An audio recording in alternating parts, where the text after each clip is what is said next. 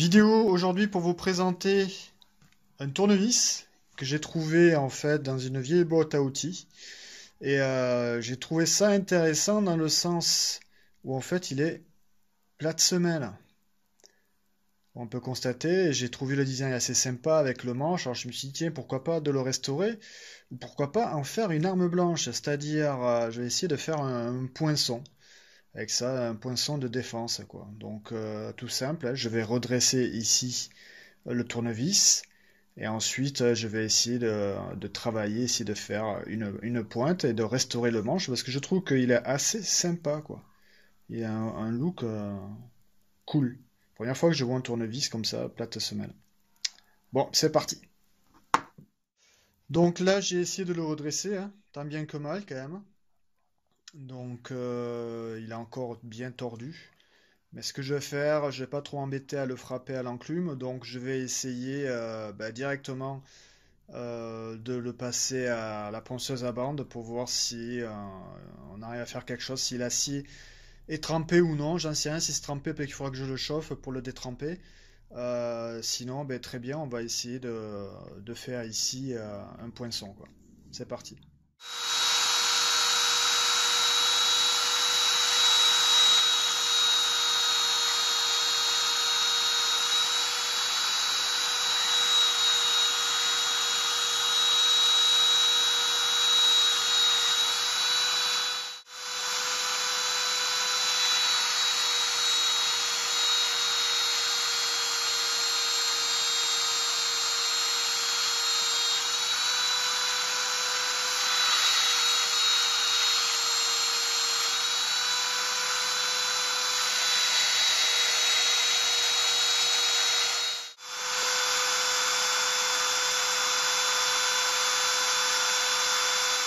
Wer noch mehr über das Jubiläumsalbum Nevermind wissen will,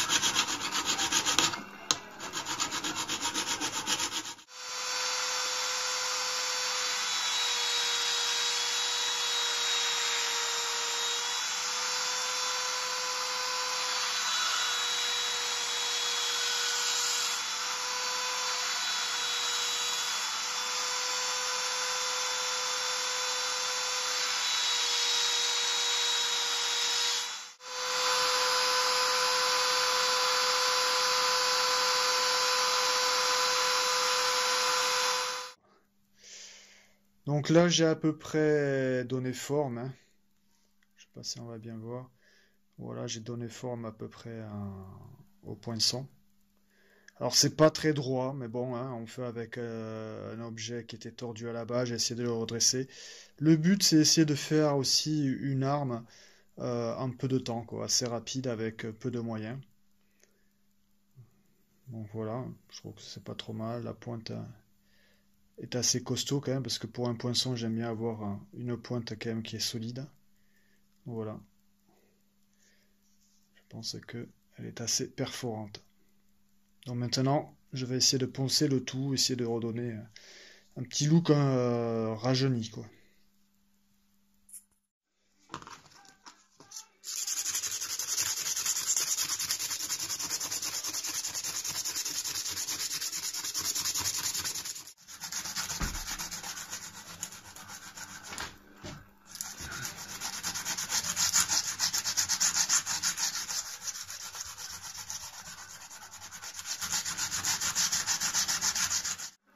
Donc du coup, ben voilà, j'ai à peu près fini de poncer. Donc le manche, j'essaie de poncer vraiment jusqu'au grain 180, mais c'est un bois qui reste taché, hein, par le temps. Donc écoutez, ben ça, je vais le laisser comme ça. Une fois traité, ça donnera un charme un petit peu ancien. Bon, voilà ce que ça peut donner avec la lame aussi, hein. J'ai essayé de poncer au maximum jusqu'au grain 180. Je trouve que c'est largement suffisant, hein. Toujours pareil, une arme, ça doit être rapide. M'en fait. Donc voilà. Donc maintenant, ce que je vais faire, c'est ici faire passer de la colle époxy un petit peu à certains endroits là où il y aurait le manche. Il y aurait un petit peu de vide entre le manche et le fer, quoi. Donc on va y mettre de la colle époxy tout le long ici pour essayer de la faire pénétrer à l'intérieur.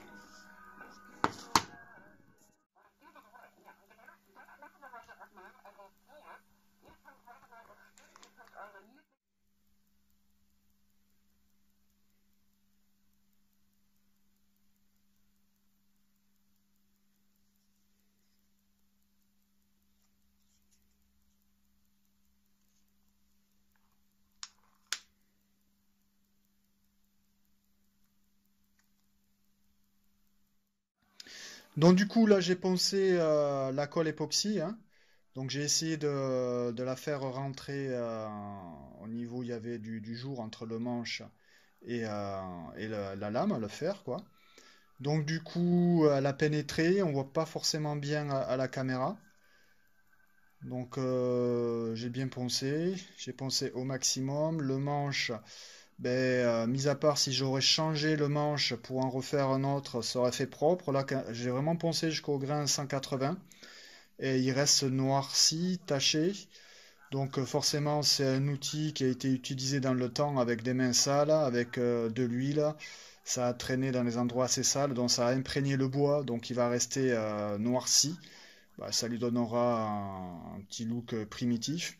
Au niveau donc de la pointe, elle est légèrement tordue. Je l'ai retapée sur l'enclume, mais j'ai pas voulu trop taper dessus pour pas l'abîmer, pour ne pas casser le fer.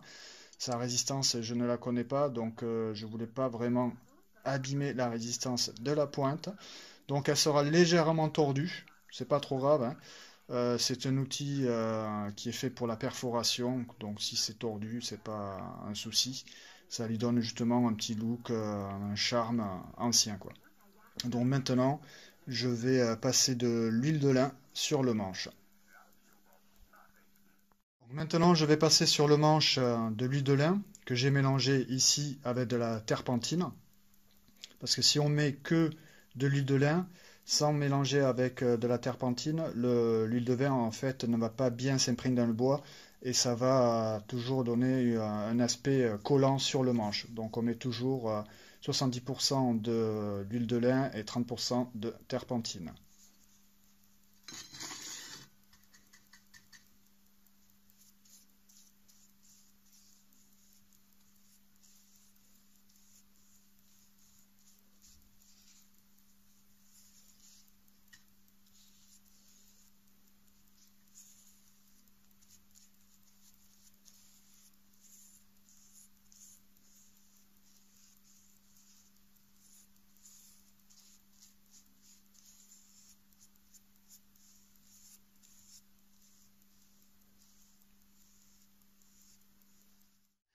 Donc finalisation de l'outil. Donc ici j'ai passé l'huile de lin. Donc le manche, voilà, il fait vieillir et comme j'avais dit, il y a des taches qui restent, des taches noires, mais bon, ça va. On est sur un outil qui a de l'âge. Donc ce que je lui ai fait un petit étui avec du cuir de récup de canapé que je vais sûrement teindre aussi en marron. Donc ça permet de le transporter. Et ici, je lui ai fait un petit passant avec un œillet pour y passer un bout de paracorde pour pouvoir l'accrocher à la ceinture pour pouvoir ensuite désengager l'outil. Donc voilà, cette vidéo se termine là et je vous dis à très bientôt.